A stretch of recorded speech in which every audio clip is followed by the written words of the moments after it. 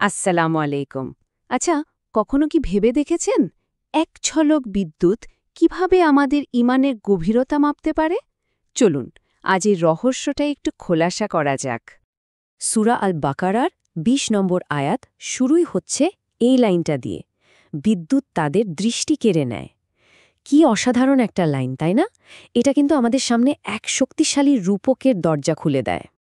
হ্যাঁ, এই আয়াতে আল্লাহ সুবহানাহু ওয়া তাআলা এক অসাধারণ উপমা ব্যবহার করেছেন। তো চলুন আর দেরি না করে সেই রূপকের গভীরে প্রবেশ করা যাক। তো প্রথমে চলুন দৃশ্যটা একটু কল্পনা করার চেষ্টা করি। ভাবুন তো, এক দল মানুষ ভয়ঙ্কর এক ঝড়ের মধ্যে আটকা পড়েছে। চারপাশে ঘুটঘুটে অন্ধকার, বিকট মেঘের গর্জন আর চোখ ধাঁধানো বিদ্যুৎ চমক। কি এক ভয়ঙ্কর পরিস্থিতি, চিন্তা করা যায়? কিন্তু এই যে এত ভয়ঙ্কর পরিস্থিতি, এর মধ্যে তারা এগোচ্ছে কিভাবে? মজার ব্যাপার হলো তাদের এই যাত্রাটা কিন্তু একদম সরল না, বরং শর্তযুক্ত। কি সেই শর্ত? চলুন সেটাই দেখি। দেখুন, তাদের আচরণটা কি অদ্ভুত। যখনই বিদ্যুৎ চমকাচ্ছে আর চারপাশটা একটু আলোকিত হচ্ছে, তারা তখনই কিছুটা পথ হেঁটে নিচ্ছে। কিন্তু যেই আলোটা নিভে গেল আর অমনি অন্ধকার, সাথে সাথে তারা সেখানে একদম স্থির, থমকে দাঁড়িয়ে পড়ছে। মানে তাদের এগিয়ে যাওয়াটা পুরোপুরি ওই আলোর উপরই নির্ভরশীল। এই যে আলোতে হাঁটা আর অন্ধকারে থেমে যাওয়া, এর পেছনে কিন্তু একটা গভীর আধ্যাত্মিক অর্থ লুকিয়ে আছে। এটা আসলে শুধু একটা দৃশ্য না, এটা যেন বিশ্বাসের গভীরতা মাপার একটা স্কেল। হ্যাঁ, এটাই তো আসল প্রশ্ন। কেন তাদের এই পথ চলাটা এমন শর্ত সাপেক্ষ? কেন তারা শুধু ভালো সময়েই, মানে অনুকূল পরিবেশেই সামনে এগোতে চায়? আসলে এর উত্তরটা লুকিয়ে আছে তাদের বিশ্বাসের ধারণার মধ্যেই।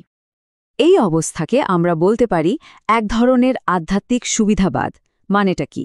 মানে হলো এমন একটা অবস্থা যেখানে বিশ্বাস আর কার্যকর্ম নির্ভর করে দুনিয়ার সুযোগ সুবিধা আর ব্যক্তিগত লাভের ওপর, সত্যিকারের অটল ইমানের ওপর নয়।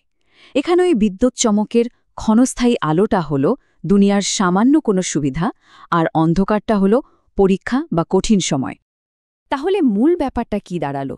তাদের সব অগ্রগতি হচ্ছে সুবিধার ওপর ভিত্তি করে, বিশ্বাসের ওপর নয়। একবার ভাবুন তো, একজন সত্যিকারের বিশ্বাসীর দৃঢ় ইমানের সাথে এর তফাৎটা কতখানি।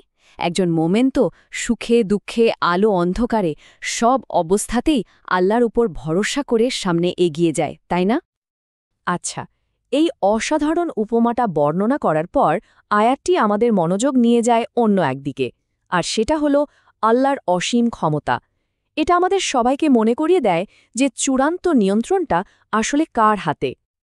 আল্লাহ এখানে আমাদের এক চরম সত্য মনে করিয়ে দিচ্ছেন, যে কান দিয়ে তারা শুনছে, যে চোখ দিয়ে তারা দেখছে, যার মাধ্যমে তারা সুযোগ সুবিধা খুঁজছে, সেটাও তো তারই দয়া, তারই রহমত।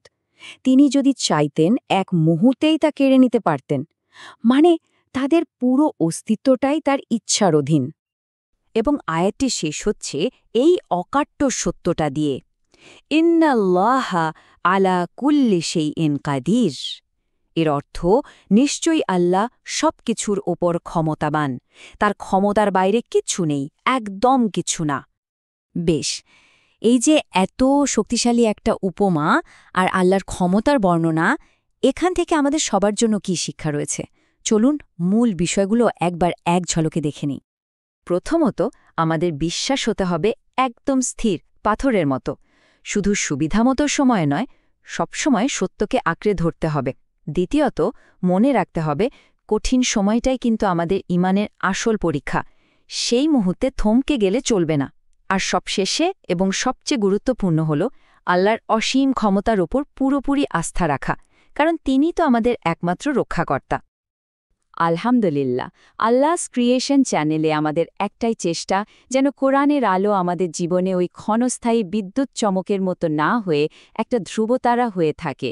এই গভীর যাত্রায় আমাদের সাথে থাকার জন্য সবাইকে অনেক ধন্যবাদ। তো শেষ করার আগে চলুন আমরা প্রত্যেকে নিজেকে এই প্রশ্নটা করি, আমাদের ইমানটা কি ওই বিদ্যুৎ চমকের মতো ক্ষণস্থায়ী আলোর ওপর নির্ভরশীল, নাকি তা কঠিন অন্ধকারের মাঝেও পথ দেখাতে পারে এমন এক চিরস্থায়ী আলো? একটু ভেবে দেখবেন।